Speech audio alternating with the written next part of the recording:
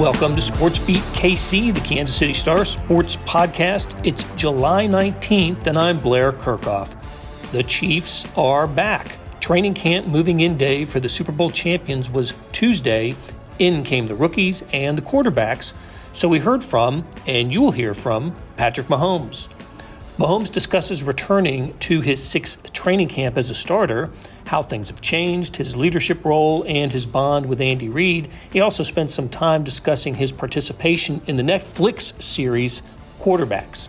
But first, you'll hear from Chiefs beat writer Jesse Newell. We discuss camp storylines, starting with the absence of Chris Jones, and we speculate on how long that will last. From Chiefs, we shift to Women's World Cup soccer, which kicks off in Australia and New Zealand this week, and you'll hear an interview conducted by star columnist Vahe Gregorian with U.S. women's national team coach Vlatko Andonovski. He's Vladko to us. Vladko coached KCFC, the women's professional soccer team here, and won 2 championships about a decade ago. He's lived in Kansas City for several years. So, Jesse Newell and then Patrick Mahomes, followed by Vahe Gregorian, then Vladko Andonovski. Let's get started. Training camp 2023 is here, Jesse. It's here because you and I are sitting at Missouri Western State University, and we heard from Patrick Mahomes and Andy Reid today.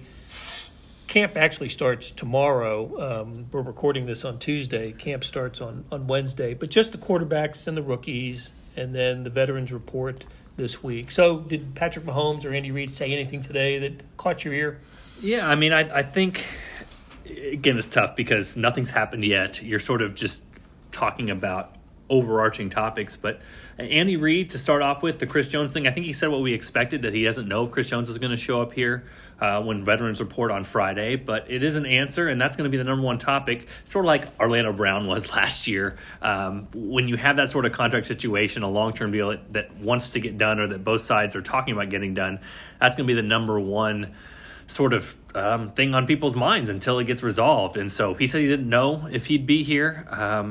Obviously, in the past year, Brett Veach, about a month ago, said he anticipated Chris Jones to be there at the ring ceremony, and he wasn't. Chris Jones later said he was sick. So, you kind of wait these things out. But I thought that, along with Isaiah Pacheco, the update on him, said not sure if they're going to put him on the PUP list.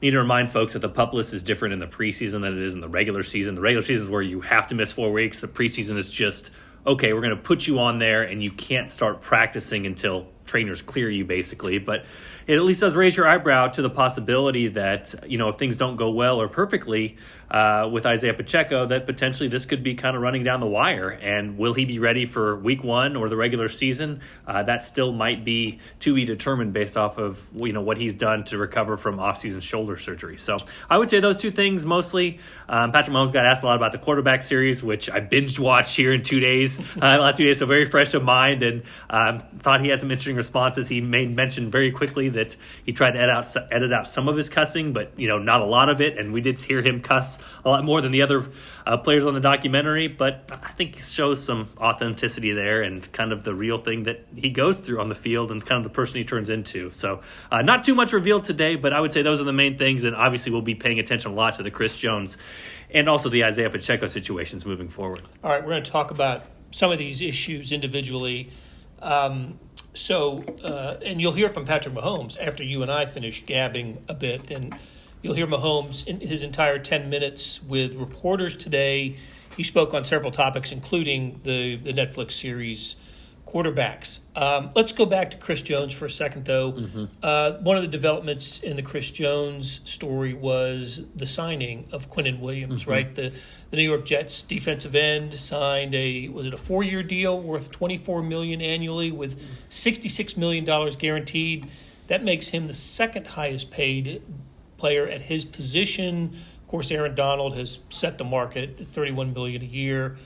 I got a feeling Chris Jones is going to fall somewhere in between Quinnen Williams and Aaron Donald. Do you get that sense? Yeah, and again, these things are complicated, of course. You can talk about the average annual value, which is one part of it. The guaranteed money is another part of it. How many years you have is another part of it. So these things, if we talk about one number, it's probably a little bit more complicated than that. But yeah, if you're just looking at base level, like you figure Chris Jones probably needs to be paid somewhere between those two, that Quentin Williams signing probably didn't help him that much, or his agency that much, because it was barely above the second mark before that. I think it was $23.5 million before that, and that only ups to $24 million. So you have this big gap, as you mentioned, Blair, $24 million for the second highest paid player, and then $31.7 for Aaron Donald at the top.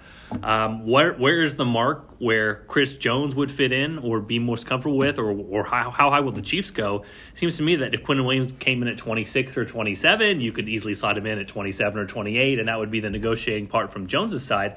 Now you still sort of have that big gap between where would the number 2 guy fit in. So it's complicated right now for the Chiefs, right? They know that Patrick Mahomes makes a lot of money now, and they're going to have to extend him here the next couple of years probably to keep him at the top of his list. And you always, when you have an expensive quarterback, again, Patrick Mahomes deserves it, but you have an expensive quarterback and going against some teams that have quarterbacks on rookie deals, you have to save money where you can. And we're only a year removed from them looking at the Tyreek Hill situation and saying everybody thought they had to re-sign him, and they moved on and they traded to get players for him. So the Chiefs have really stood their line on a lot of these negotiations and kept kind of the number that they wanted with that. And so that makes for an interesting thing. Now, Andy Reid said today the communication's still open. We've heard that often with Brett Veach. I still think this thing gets done. I would anticipate it getting done and being done relatively soon. But until it is signed and until it is out there, it does leave you wondering kind of where both sides are at. And if Chris Jones is willing to sort of do the Patrick Mahomes route that he's talked about, which is give up a little bit of money and want to continue to play for the Chiefs, be here, play for a winner. We saw that tweet from him in March where he talked about he wants to be a Chief for life. So might be giving away a little bit of leverage with that, or a little bit of his inner mindset with that. But yeah, we'll see with Chris Jones. I still think it's going to happen, but every day that it doesn't, it continues to be a story that we're going to track. Of course, we're in the same position we were in 2019 with Chris Jones and the Chiefs. Different scenario, a little bit different scenario, but also sat out OTAs. But then he was here for when training camp, either the first or second day of training camp, as I recall. Yeah, he reported right away. And what's fascinating about this now with the CBA is that there is, with the fines you get for not being here, there is not much incentive to, quote, hold out, if you will, because you miss a lot of money. So there's kind of this new wave of holding in where basically a player shows up so that he doesn't get fined and then comes up with some sort of injury or here's why I'm going to sit out or whatever the reason is. But basically saying, hey, I'm not really going to exert myself here at these practices in St. Joseph until this sort of thing is resolved as some sort of leverage. But I would, again, we'll see what happens coming up Friday. I would anticipate he's going to be here. I would anticipate that those contract negotiations will be ongoing, and I think they'll get something done. It seems like both sides are motivated to get something done. It's just at this point, you sort of wait and see, and we're still in that wait and see mode, even after a couple months where we anticipated there at least was a chance for this thing to get done earlier than it did. Every time Andy Reid speaks to the media, he's asked about Chris Jones, and every time he's asked about Chris Jones, he speaks confidently that it's going to happen. It's almost like it's matter of fact to him that when Chris Jones gets here is what he says. I appreciate his confidence in it, and I take my cue from it, to be honest with you. I think Chris Jones will be here and probably be here pretty soon. Yeah, and I mean, you look at the Chiefs side of this, you know, we can say Tyreek Hill, and they moved on without him and won a Super Bowl. But this just seems a little different, right? I mean, the AFC Championship game, how many games did Chris Jones win for them just with a crucial sack? Well, they don't win the AFC title game without him. And there's so much of this where we say, okay, Andy Reid can help out that they don't have as many receivers on the roster, and Patrick Mahomes can help with that. But there's just no replacement right now for Chris Jones. Now, the flip side of that is maybe you still can win without it, because the Chiefs, what they've done so well is just they have held their line. They've not backed themselves into a corner and been beholden to somebody demanding something from them. We saw that with Orlando Brown. I mean, they didn't sign long-term with him. They didn't offer him a franchise tag. They went out and got Jawan Taylor. They've always been flexible with what they want to do and kept themselves in flexible situations. And I think that's why not only they had a chance to win last year's Super Bowl, but they've got a chance to win many moving forward. So this would be an awkward time to trade him, obviously, going into the last year of his deal. But, I mean, you look at the big picture of this, you know, what would Chris Jones mean to the Bears? And what would the Bears pay Chris Jones? They'd probably pay him pretty close to Aaron Donald, right? They would pay him all of the money. So, and that's what I'm saying here is that it's more awkward now because this trade would happen after the draft rather than before, like Tyreek Hill, where the Chiefs would get the immediate dividends of a draft pick. But is there a world out there where it would make more sense for the Chiefs to just restock on the draft picks? We saw they got all those draft picks last year. They all contributed to the Super Bowl. And then the Bears or some team like that has a bunch of cap space that needs to get better, that has some folks on the hot seat. They get their dominant defensive lineman and they pay him whatever he wants because they have the money to do that. So again, I mean, this is way down the rabbit hole here, but those are the sorts of things you think about, and that's, I'm sure, the things that the Chiefs are thinking about here, where if they don't get Chris Jones at that number they feel comfortable with, they are going to look at pursue all options, or at least look at all options. Number one option would be get him signed long-term and keep him here as everybody wants, but that's the flip side, is that if you see other avenues out there, those are the types of avenues the Chiefs have explored recently, and it's part of the reason they've remained flexible with what they do. I do like that Chris Jones was on stage with Patrick Mahomes the ESPYs, and that was a big Travis thing. Kelce, and got to speak there. That just, again, speaking to my sense of confidence that he will continue to be a Chief and sign a long-term deal pretty soon, actually. So let's go to a couple other quick items. I want to go back to the injury to Isaiah Pacheco. What are the Chiefs' options here? Who are we going to see run with the ones early on in training camp? Really good question. One of the big storylines at camp is going to be Deneric Prince, undrafted rookie. I wrote this offseason a couple months ago about his speed score, which is a measurement that takes into account a guy's 40 time and how big he is. Last year, the whole draft class, the number one in speed score was Isaiah Pacheco. Yeah. This year, number one in speed score out of all the players was Deneric Prince, right above Bijan Robinson and Jahmyr Gibbs, two guys that got taken in the first round. The Chiefs seem to really like him. The thing they didn't know about him coming into rookie minicamp is that he's been catching passes, so his hands are better than they thought. So, Clyde Edwards-Helaire's been here forever. Obviously, Jerick McKinnon was re-signed, so you have those guys there. But as far as the number one back, I would think Jerick is out there for passing downs, and then for running downs, you're looking at Clyde versus Deneric, and that should be something to watch during camp. Again, we can only see so much running game during camp, but I would say those two guys would be in a battle to try to see who can take some of those reps. That should be one of the early camp stories, is who's at running back with the one. So now, do I have this right, that you did not have Netflix before the weekend, and you signed up for Netflix for a specific purpose of watching quarterbacks? That is 100% true. And my wife is very happy because now she started up Bridgerton again. So, we're a happy Newell family now that we re-upped on the Netflix and don't have to steal anybody's password. I guess they don't allow it anyway anymore now, right? It's much more difficult to do. Yeah. My kids could tell you. But what was your favorite part of the series? I haven't finished it. I still have a couple more episodes to go. But you binged it, watched the whole thing. What was your favorite parts? I had to use binge because I don't think I've ever done that before. Since you don't have Netflix, you can't really binge. Right. You've now been sucked into the world. There it is. Maybe if I keep this subscription past this month, maybe we're both going to have to binge our shows and get off of the Netflix. For Mahomes, I think the most fascinating part was his on-field interactions. And, the fascinating things were good rush, 9-8. Basically saying he sometimes tells those guys that maybe there's the benefit of the doubt where a guy doesn't clean your clock when he could, that sort of thing. But you just see so much more of that. And I did it's weird to say I like the cussing, but I feel like we saw a more genuine side, of Patrick than we did maybe the other two players who were a little bit more reserved and maybe a little bit more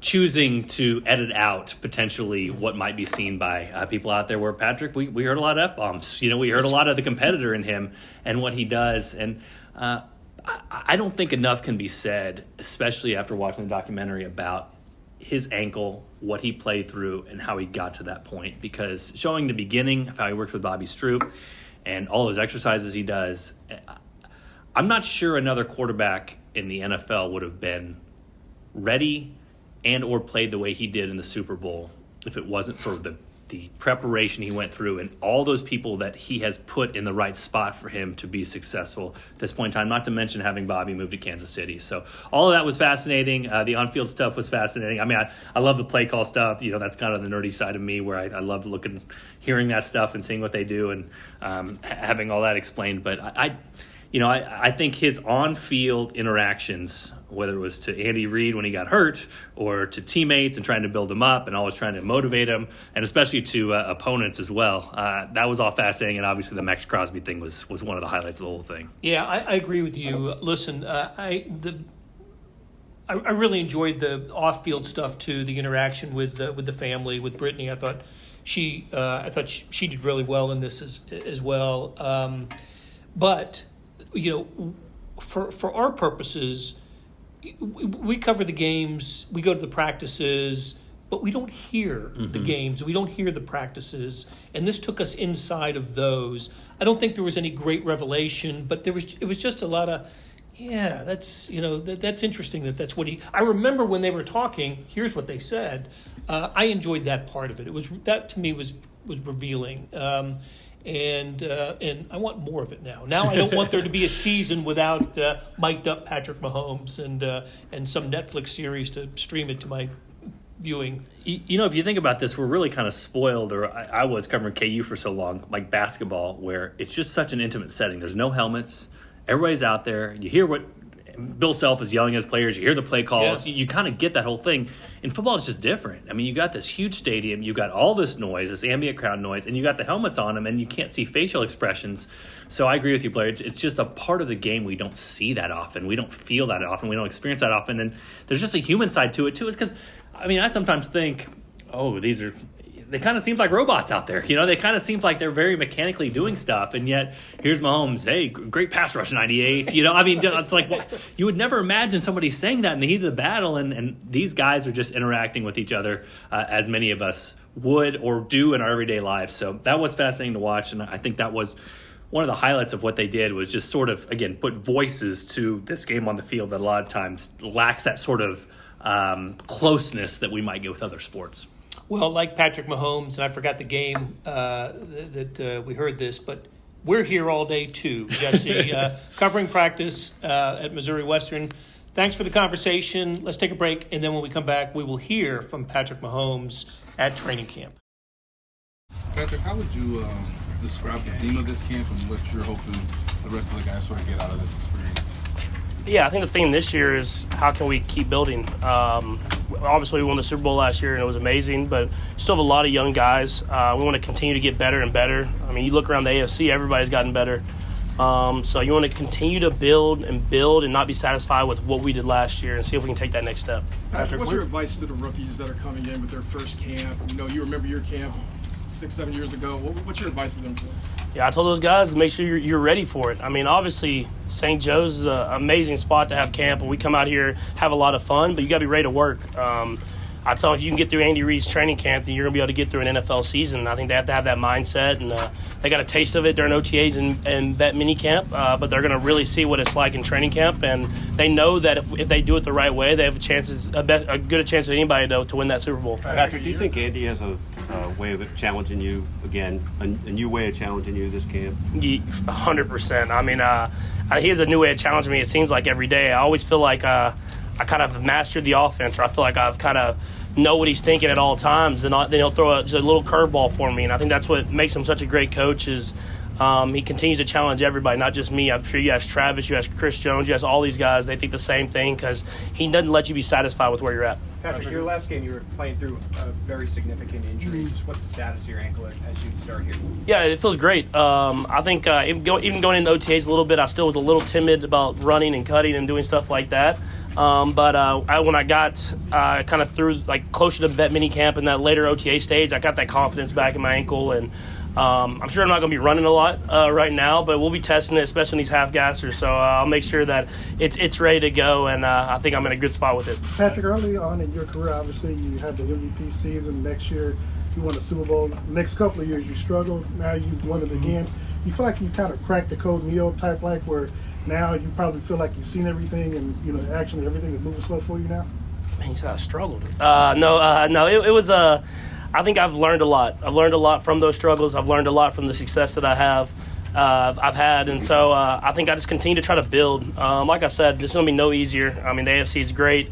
Our division is great, as it usually is. And I have to continue to take that next step because there's guys that are trying to continue to build to get to the level that we've played as the Kansas City Chiefs. And so I understand that it's a continued build. I feel like I still have a lot of places to improve, and I'm going to continue to try to do that. Well, the reason why I asked that, Patrick, is obviously you talked with Nate this week on CBS, and you were very confident about the team getting back to Las Vegas, something that you all normally wouldn't say before about being in next year's Super Bowl. So would you feeling that confident? Is there any reason why that you would speak out on it now, early on, before the season even starts, about trying to repeat? I'm always confident that we have a chance to get to the Super Bowl, but I understand that's a process. I understand it's not easy, and so I'm going to continue to try to build myself and then help our team get better and better, and for those guys to stay motivated. And I think we have a lot of motivated guys that I think you've seen from some of the quotes from everybody that we want to continue to build this thing.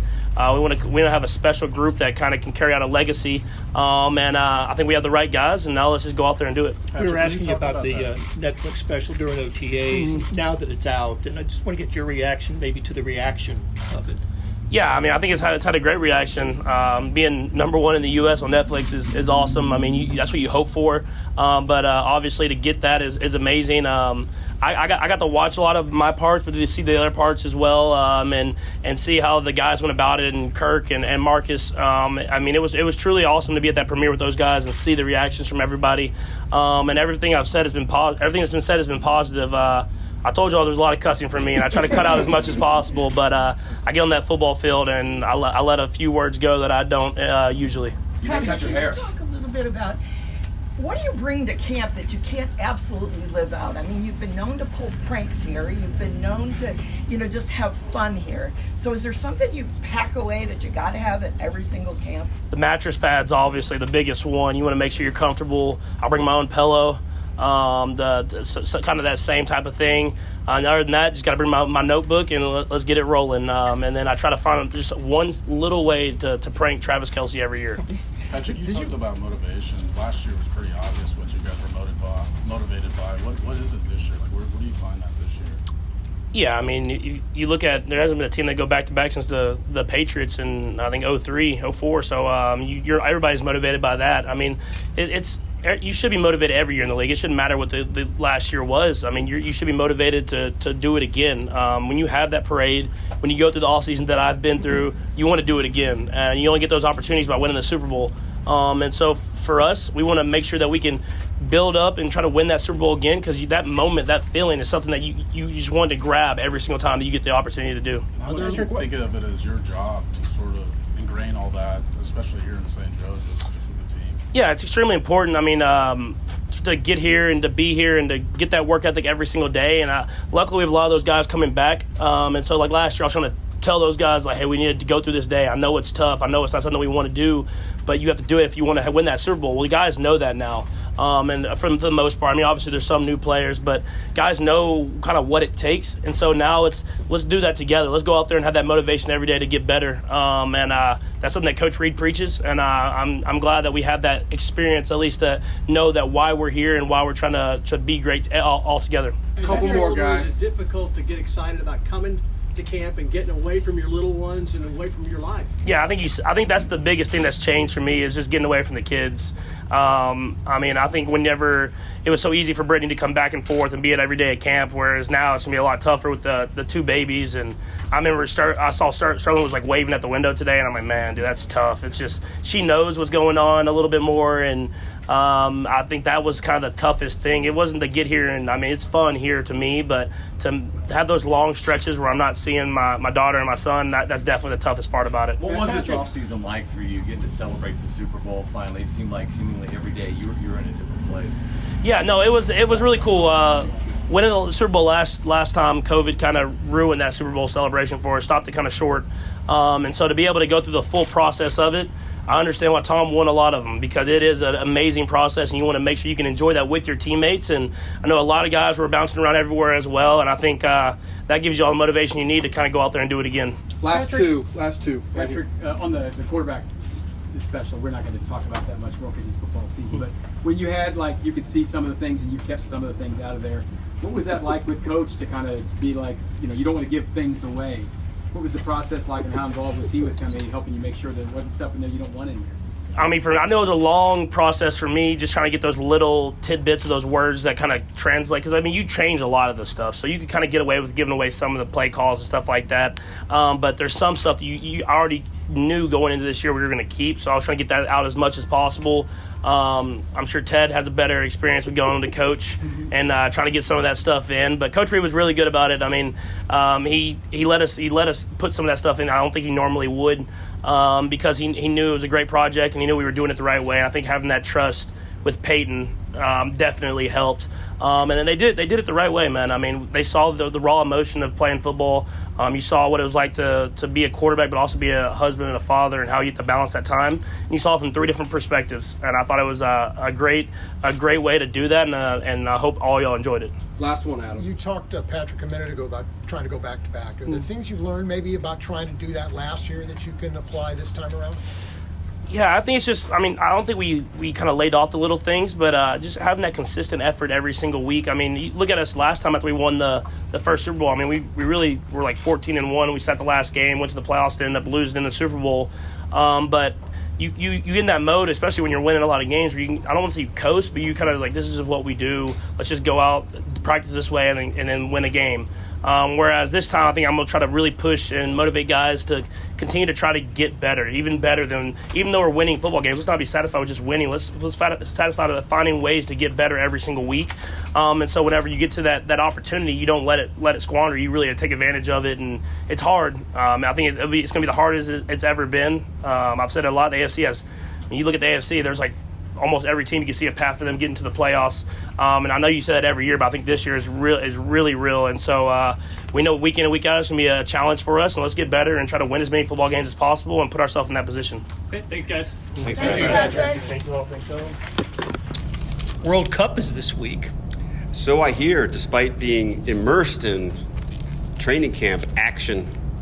Yeah, with the Chiefs. We're talking at Missouri Western where we covered Chiefs opening day at training camp. But, and we just heard from Patrick Mahomes, and before that, Jesse Newell about the Chiefs. But now we're going to talk a little bit about the U.S. women's national soccer team, which doesn't have a member of the Kansas City Current on it, I believe. That's correct. But it does have a coach who is near and dear to those in Kansas City, Vlatko Andonovski. You had a chance to talk to him, and we'll hear a lot of that interview after you and I finish talking. But Vladko is coaching the U.S. women's national team in the World Cup that begins for this week. The U.S.'s first game is Friday, 8 p.m. against Vietnam. They're also in a group with the Netherlands and Portugal. This is big stuff for Vladko. Yeah, it is, and it comes. Look, there's so many things converging. They won bronze in the Olympics, although by U.S. standards you might say they lost bronze in the Olympics, although they had not medaled in the previous Olympics. Right. But the World Cup standard has been pretty high, and they've won the last two. Won the last two.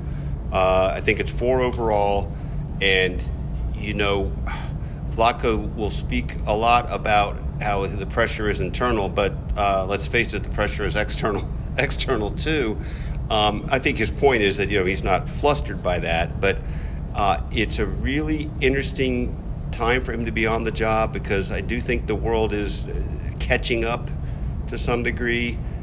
He made a great point. He didn't make it in my interview with him, but I watched the interview with him after their last game against Wales, the friendly before they went into New Zealand, and he made the point that there've always been 7, 8, 10 great challenges. Name the teams. Germany, Japan, Netherlands, Canada. But the days of the 7-0, 8-0 games against anybody else are over. Hence, we saw a 2-0 win over Wales, and I think they expect a tight game with Vietnam. So that's great. That's great for the broader competition, but not easy for our hero. Right. No, work's cut out for Vladko, and pressure's on. And you talked to him a little bit about how he feels about it, and like I said, you'll hear that in the interview that you did with him that we're going to run. I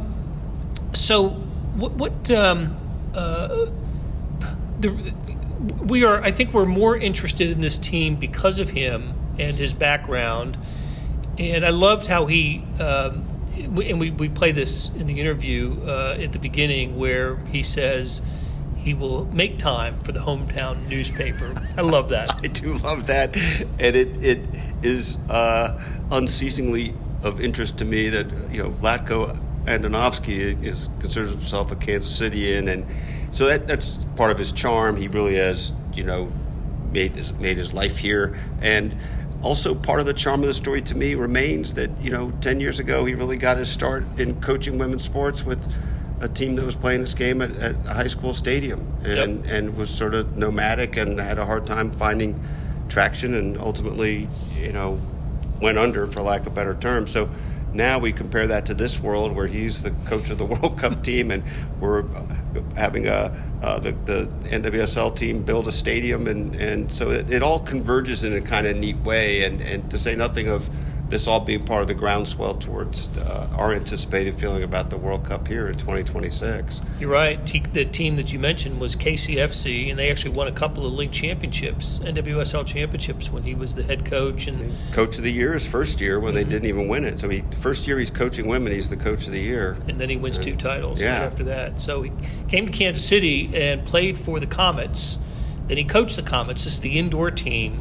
And then he got coached the Comets, got into coaching, and ended up with the NWSL team. So it's great to see him having the success that he's had. He's been a guest on our podcast before. Yes.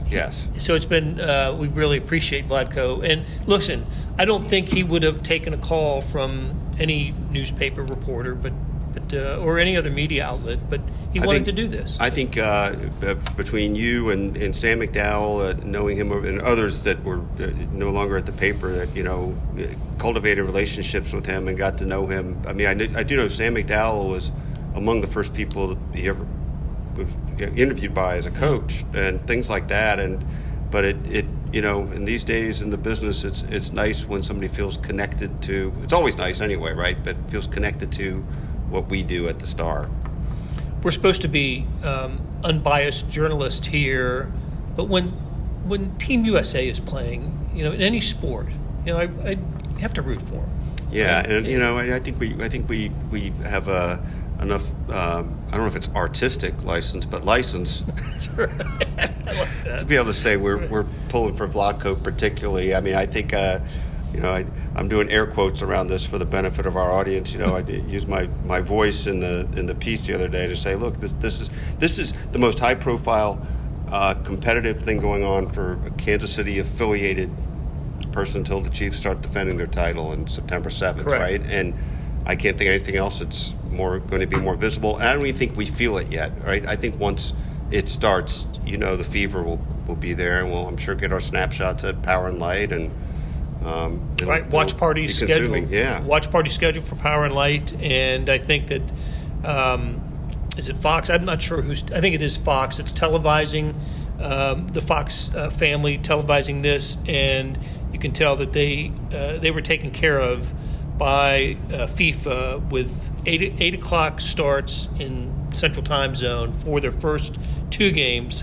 The Netherlands on July 26th. Not so much the third game against Portugal that starts at 2 a.m. on August 1st. So, but we get Vietnam Friday, 8 p.m. I'll be watching. I know you will be too. We're all pulling for Vladko and the U.S. Women's National Team. So let's now listen to your interview with Vlatko Andonovski. When did you talk to him? It was about a week before they left. So maybe they left, let's just say for argument's sake, about 2 weeks ago. Okay. All right, so here is Vahe Gregorian talking to U.S. Women's National Team coach Vladko Andonovski. Well, listen, it's a pleasure to hear you. Thanks for making time for your hometown paper. Absolutely, yes. Aaron is pretty strict when we're in World Cup camp, but I told him, I said, for Kansas City, he has to find time for me. Well, that's awesome, and thanks for thinking that way. So I realize we're on the clock, so I guess I better get a little bit official and start asking you questions. Yes. Yes. One thing, just to your point when you said the big one, this is probably a hard question to answer, but how do you find the sense of maybe the whole feeling of the vibe different between the World Cup and Olympics, for instance? It just strikes me that they're both global stage, but I suppose there's a different feeling a little bit. It is, and I don't know if there is anything specific that I can say that makes a difference, but the World Cup just gives us a little different feeling, and it is the best of the best in one place.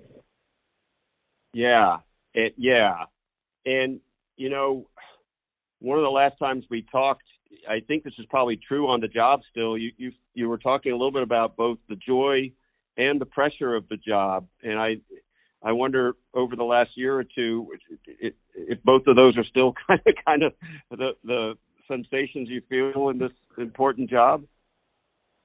Yeah, I mean the pressure is always there. The pressure is not going to go away, and even if I coach a friendly game against a weaker opponent, the pressure is there. It's and it's not a pressure from outside that you feel. It's the pressure from the inside, that I put on myself to be the best version of myself and to prepare the team to be the best that they can be. But the joy of being in the World Cup, coaching in the World Cup, competing for the biggest prize in the world, that's something that you just can't measure. Yeah, absolutely. As you look back, it's hard to believe it's almost 4 years since you took the job, and this is probably hard to get your arms around. But what would you say you think you've learned about the job that's maybe different than you might have expected it to be, or just what have you learned in this vital role? I don't know if I can point one thing like this is what I learned, but I know that personally as a coach, I've grown a lot on the job, and I've changed things, how I operate, how I approach coaching, but also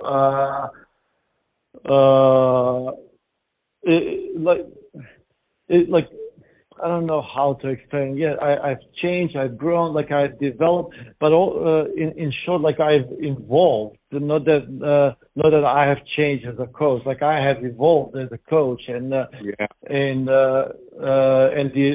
my coaching approaches. Is there anything that stands out when you say that you think of the most? Oh, this is what I do now that I didn't do before. What is it that I'm going to have to think about it. I mean, I can't think of any specific moments. I'm sorry, but the feeling of now when I look back, I would say I'm a lot more detailed in the approach. And even though I was detailed before, but I never realized that this is at the details that we go into here is a different level compared to what I had to go through when I was in the league. Yeah. When you came out of the Olympics, what was your overall feeling about that? I'm sure there was disappointment, but I think that you guys, even though it was a bronze, I think that you hadn't gotten to the team hadn't gotten to the platform the last time. But what did you take away, I guess, from the Olympics?